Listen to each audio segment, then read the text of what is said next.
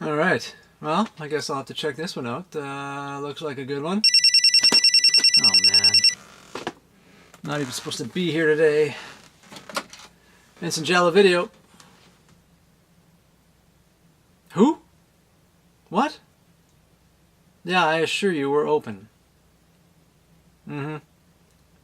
Palmetto? With Elizabeth Shue? Yeah. Woody Harrelson? Yeah. Yeah, no problem. I can hold it for you. Name? Mickey Leroy? Alright. Hey, weren't you that guy in the hippos?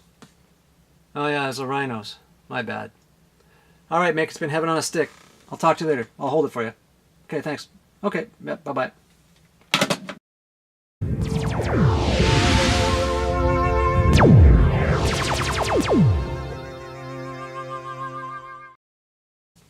Hey, so I figured today, why don't we, now what the hell did I do with the video? There it is. Oh! We will talk about the excellent top shelf slasher. Oh, here we go. Curtains. You know what? Another great Canadian slasher. Really, I mean, we had Terror Train, Prom Night, Happy Birthday to Me, My Bloody Valentine, and of course Black Christmas, amongst others. But this is one of the greats, guys. You've got John Vernon in there. He's looking like Hemingway. He's definitely decent. Samantha Eggar, of course. Man, I don't know. I don't know if I like her or not. You know, like she kind of reminds me a lot of Joan Crawford in like Mommy Dearest in this picture. Like she's just this kind of scowl in her eyes, and the one eye kind of opens more than the other. And really good acting in this one. But yeah, really, really good story. You know, brief synopsis, Samantha Eggar's character is a more mature actress, and she decides to take it upon herself to check herself into a mental institute, if you will, to research her character for this new movie called Audra that John Vernon's character is producing and directing, what have you. So she kind of gets in there, and so you wonder if she's kind of going a little bit crazy. She's in there with all these wackos and stuff like that. But meanwhile, John Vernon, he's up at his little mansion or cabin, or I don't even know what really. Nice little spread he's got up off, somewhere yonder, and he invites these 5 actresses up to audition for this part as well. Meanwhile, she's in the nut house here trying to, do her research, assuming she's got the job.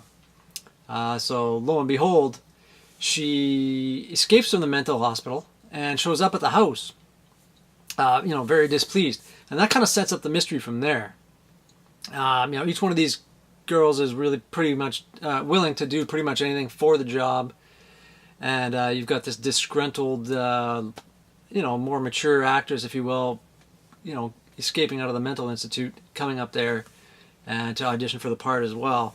And John Vernon's kind of got a little bit of a, something going on there too. So there's all these kind of guys lined up for this slasher. Now there's a lot of misdirection in this thing as well in the first 30 minutes or so. A lot of things happening and stuff that are, pretty cool, pretty intense. Some genuine, real scares in this one too. The killer's mask is, it's fantastic, creepy, disturbing. It's like an old hag mask, if you will. Just look it up. Look up some photos. Maybe I'll post one on the video here. But just a really creepy looking mask, and just it's so effective. One of the greatest, killer guises ever to me. Just really, really creepy, intense. Black gloves, Giallo kind of style. You always hear the breathing in the mask. When there's stalking and killing going on and things like that.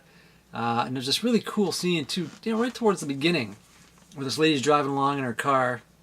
One of the actresses going up to the audition house or whatever, and there's this looks like a little kid standing on the side of the road. Well, it turns out, she pulls over. She's like, "What the heck is going on?"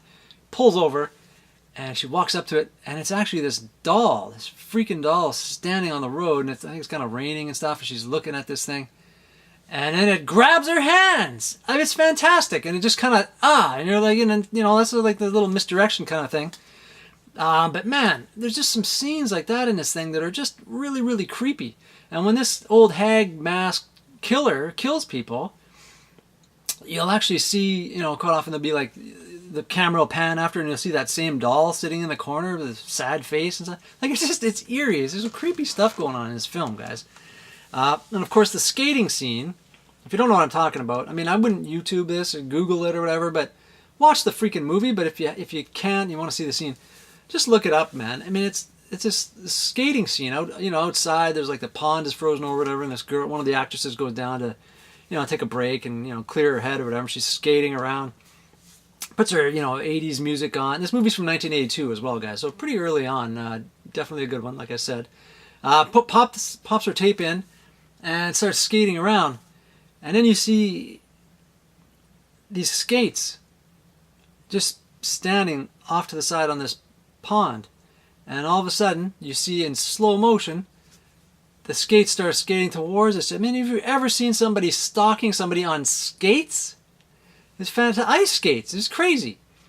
And then it gets close. She's coming in and is stalking, and the girl finally realizes. She starts skating as well, trying to get away. And then up comes the sickle. And boom! I mean, it's fantastic. I mean, really, guys, this movie is a gem. There's some stabbings, of course. The sickle gets used. And there's 2 killings with a gun! I mean, when do you see that? We've talked about it a few times. You don't see anybody use Terrifier. Art the Clown pulls a gun. There's a gunshot in The Prowler, which is kind of rare. And of course in Maniac, I guess Savini likes these gunshot kills. But I mean, we're talking killers that are stabbing people and hacking people, and then has the audacity to pull a freaking gun on somebody. Fantastic. So 2 guns, 2 shot, gun down deaths in this one, which is always kind of shocking and surprising. I like it. But there's some actually really good scares in this thing, guys. Some really creepy kind of stuff. And towards the very end, there's a creepy scene in a room full of clothed mannequins where the girl's trying to kind of find her way around, and the camera's kind of with her, and she's just creeping around. And these are fully clothed. They're not just like these naked mannequins. They're clothed, so they kind of look like people. And she's walking through and all this kind of stuff. And the whole ending sequence is spectacular. Very well handled. Intense stalking, like I said. Genuine scares. Samantha Eggar is very good in this. Like I said, she reminds me, a lot of Joan Crawford in like Mommy Dearest, and even Vera Miles in Psycho 2. Those kind of characters that you don't really, they're just really played well, but you just really don't like these characters, and you don't like these actresses when you watch this. That's how good of a job she does. And John Vernon is just no slouch. He's just John Vernon, just wandering around, cool as ever. And so the other actors and actresses are okay too. If you don't have this, guys, Synapse Films put this out in 2014. Pick it up. There's a couple of featurettes on here. One about the director, Richard Chupka. And also the Ultimate Nightmare, The Making of Curtains, which is a great documentary on this film. Not documentary, featurette. 15 minutes or so. Kind of cool. Not a lot of stuff on this one. So, on this film, in existence. So it's cool that this made it onto here. Definitely worth watching, guys. Check it out. Like I said, it's top shelf. And, please leave some comments below. Click the subscribe button, hit the notification bell. And we will talk to you guys on the next one, guys. Thanks a lot.